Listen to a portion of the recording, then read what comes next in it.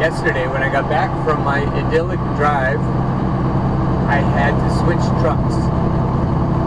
And that was a good test for the mood I was in. Because I was saying that perfection is the moments that aren't perfect mixed with the moments that are perfect, so that everything has a balance. And so as soon as I got home, I was supposed to do a load that didn't require me to switch tractors, and they know I dislike switching tractors. And then they gave that to someone else before I got back, even though I emailed ahead and said I would be happy to do that. So there was the test. It was perfect because it wasn't just circumstances, it was decisions that had been made that were not in my favor. They were probably considerate, but to somebody else. And so there I was dealing with that. I was like, this isn't fair. This isn't right. And as I transferred my cooler, my electric cooler that plugs into a cigarette lighter, the fuse fell out somewhere. I didn't notice. I didn't stow the cord properly. I just was in a hurry to switch trucks, and the little fuse fell out. I spent at least 20 minutes looking everywhere in the parking lot and in both trucks for that little fuse. I still haven't found it. And I think, I've told you before, I think I'm on the spectrum somewhere because I don't always react reasonably to things like that. That's an understatement. My kids, oh my goodness. They'll remember times when it was just meltdown, furious meltdown. I just melted down the other day when I was on the phone with TIAA, the retirement investment messed up place. And I was just furious because they've been giving me the runaround. Just as an aside, that is a dismal company. I can't believe so many people put their lives into the hands of TIAA. So there's the test. Is that perfection? Are those moments perfect? And if the point is to make me perfect, and that's my point, I don't care if that, whatever religions say about it, that's not relevant to me. But what's relevant to me is that I want to be perfect with no cop-outs. And so I'll accept the idea that the universe can be perfect and intend me good when it fucks with me, like it did yesterday. Beautiful day. I was waxing eloquent about how life is perfect even when it's mixed in with all the shit.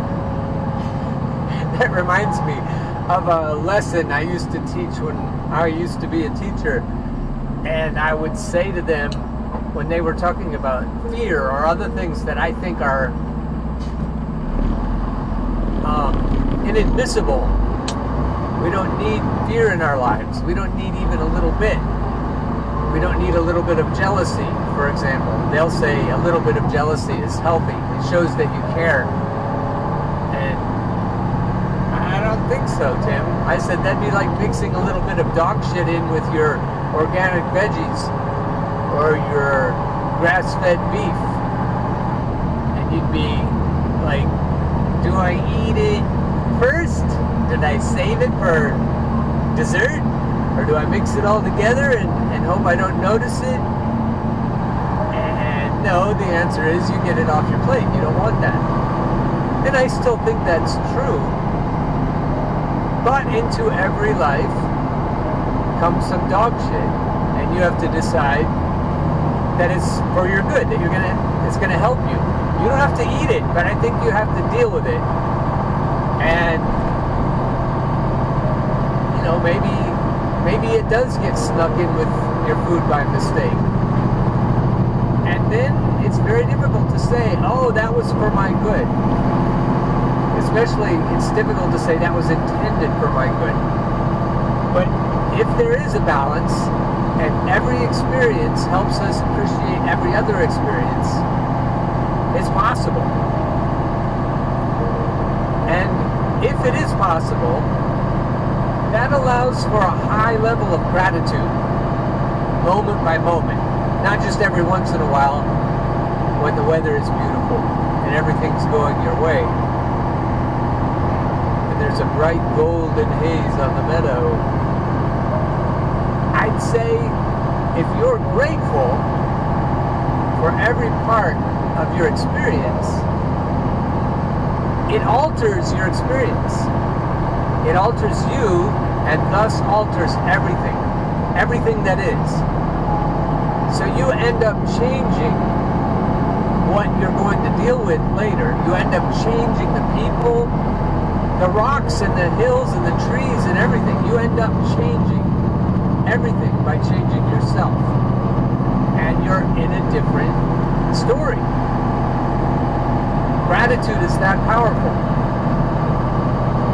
So figuring out how to be grateful all the time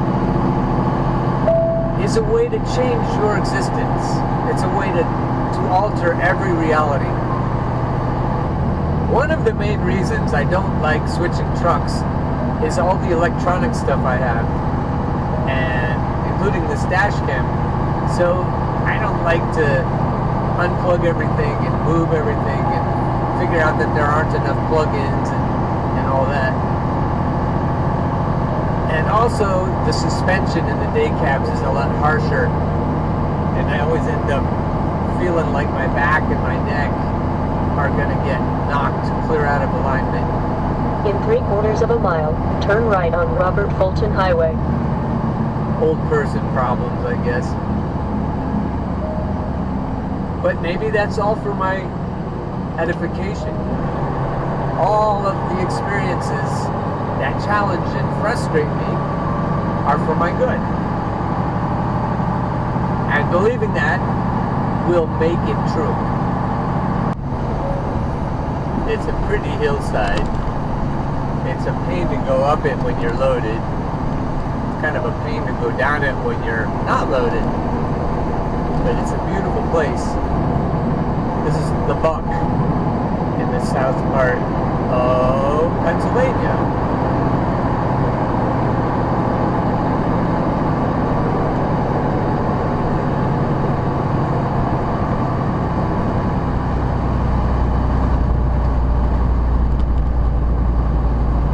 I guess it's just north of the Buck. The Buck stopped back there.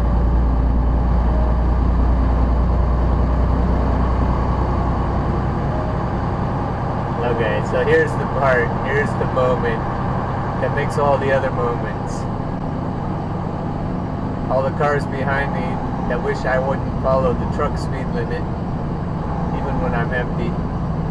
But that prolongs our view, so we're just taking care of ourselves, right? We're just making ourselves happy. And just look at that.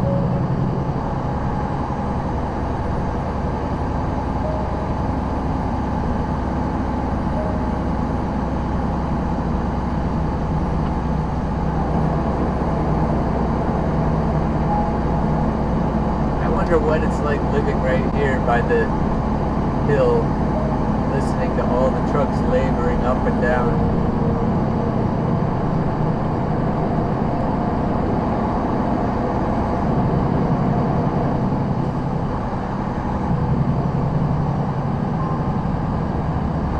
Don't you think this tunnel looks cool with all the foliage growing on top of it?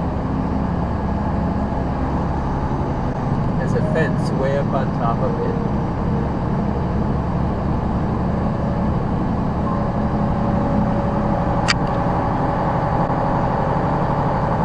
And now we can see the stream of angry people passing us because they had to go slowly all the way through there.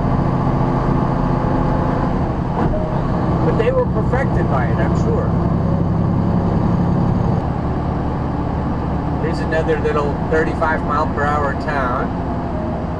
and a big old highway going through it, but we have to go 35.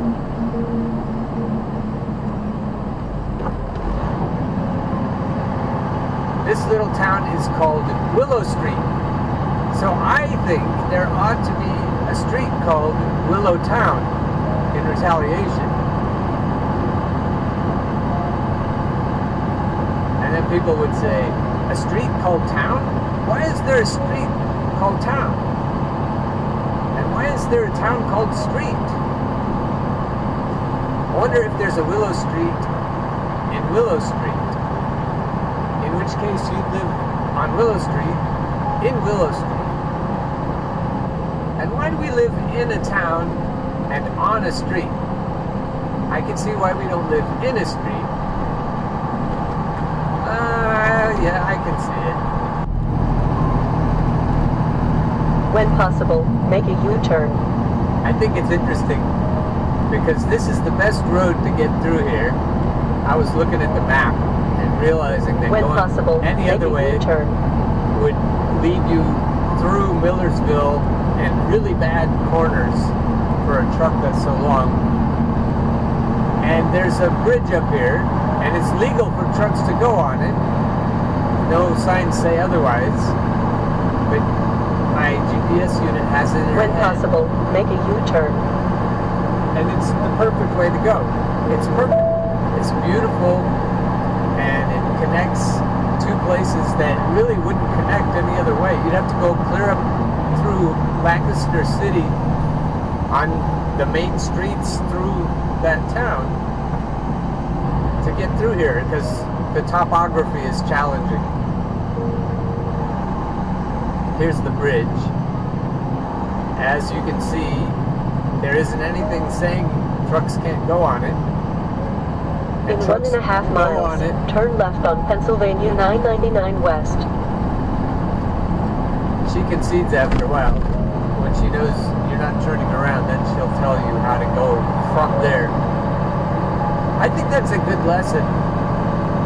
There are times when you have to go right in the face of what everyone's telling you. And you may be the only one who believes that you're right. But that's the one person who matters. So you stick to it. And then you'll end up on a road that looks like this.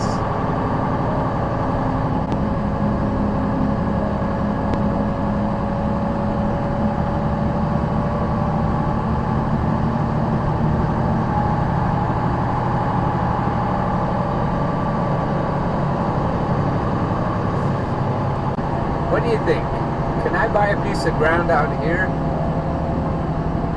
It's close to work. Would have been close to my old work too. It calls to me, this valley. Right ahead of us is the Susquehanna River, and I love the river, being near it. If you know anybody who has a good piece of ground for sale,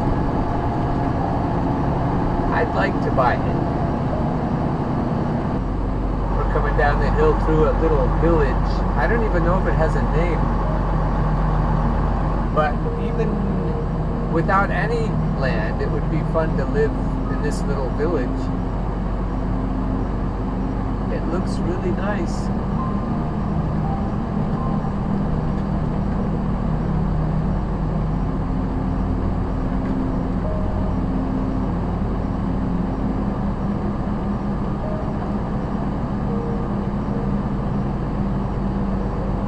What do you think? How would you like to live here? Would this be the answer to your prayers?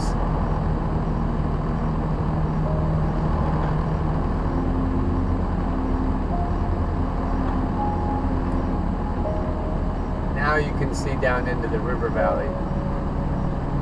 That's it, straight ahead, just on the other side of the railroad tracks.